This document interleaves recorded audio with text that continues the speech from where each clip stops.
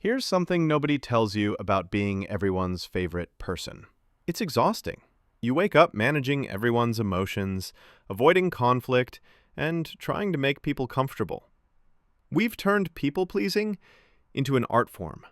We'll spend 20 minutes perfecting a text to avoid misunderstanding, but never ask what we actually want. It's like being a chameleon that forgets its real color.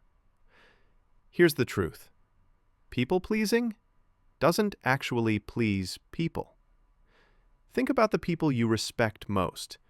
Are they the ones who always agree with you, or the ones who speak their truth even when it's uncomfortable? Exactly. People-pleasing convinces us that comfort equals care, that keeping everyone happy means we're kind. But what we're really doing is hiding who we are. You're probably saying yes when you mean no, smiling when you're frustrated, or agreeing just to keep peace. We've been taught that being nice means avoiding discomfort. But real relationships require honesty. Chapter 1. The Selfless, Selfish Paradox. The most selfless people are the ones who live for themselves. Think about those who've changed your life: a teacher, a friend, a leader. They weren't performing for your approval. They were simply authentic. When you live truthfully, you serve others naturally. It's like a fully charged flashlight, bright without effort. People-pleasing is actually about control. We accommodate to be liked, approved, or accepted. Authentic living says, "I'll be myself and trust the right people will stay." It's scary, but it's real courage, and when you stop performing, you give others permission to do the same. We live in a world that praises nice people, but craves real ones. Chapter 2. The Cup Overflow Principle. Put your own oxygen mask on first. That's not selfish, it's wisdom. Fill your cup first so it overflows naturally to others. When you're drained, you give from guilt, not love. We charge our phones every night, but run ourselves on 2% and wonder why we're irritated. Knowing what fills versus drains you is key. This isn't self-centered, it's sustainable generosity. When you take care of yourself first, you show up better for others. And if someone gets upset when you start setting boundaries, that says more about them than it does about you. Chapter 3. The Magnetic Energy Effect. Some people just feel magnetic. Calm, grounded, confident. Their secret? They stopped depending on others for validation. Authentic people are attractive because they're complete in themselves. They're not seeking approval or performing.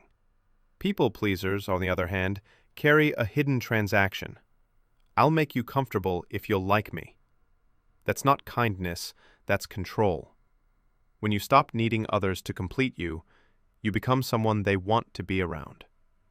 Confidence draws people in. Desperate pleasing pushes them away. Chapter 4. Permission to be yourself. You have full permission to be yourself, not the filtered version others want, but the real, imperfect you. We wait for others to approve our choices, but nobody can give you that power. Only you can. Living authentically means honoring what you like, value, and believe. Being real doesn't mean being rude. It means including yourself in the equation. Start choosing what's true for you, not what looks good to others. Chapter 5. Boundaries as bridges. Boundaries aren't walls, they're bridges. They don't block people out, they build trust. When you communicate your limits clearly, you remove the guesswork. We protect our Wi-Fi passwords, but not our emotional energy. Saying, "That doesn't work for me," isn't rude. It's respectful. It lets others love the real you, not a performance. Healthy relationships thrive on clear boundaries. Chapter 6. The Choice Revolution. Here's a truth most people avoid.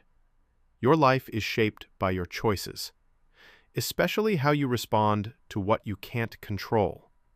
That's not blame, it's power. When you take responsibility, you reclaim control. You can't choose every circumstance, but you can always choose your focus, your meaning, and your next move. That's real freedom. Chapter 7. Managing Emotional Energy.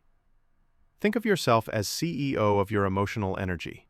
Ask yourself, what energizes me? What drains me? Who do I feel most myself around?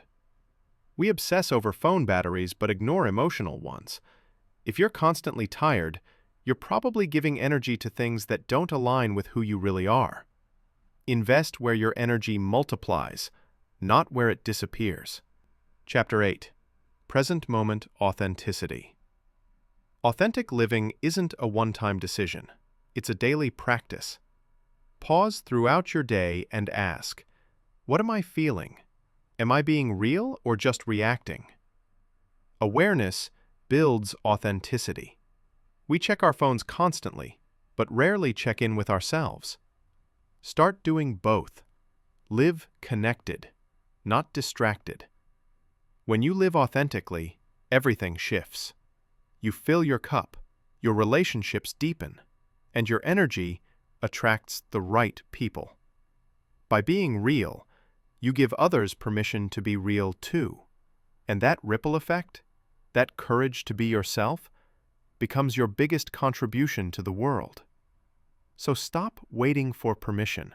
Stop trying to be perfect. Start being real. Because the world doesn't need another agreeable person.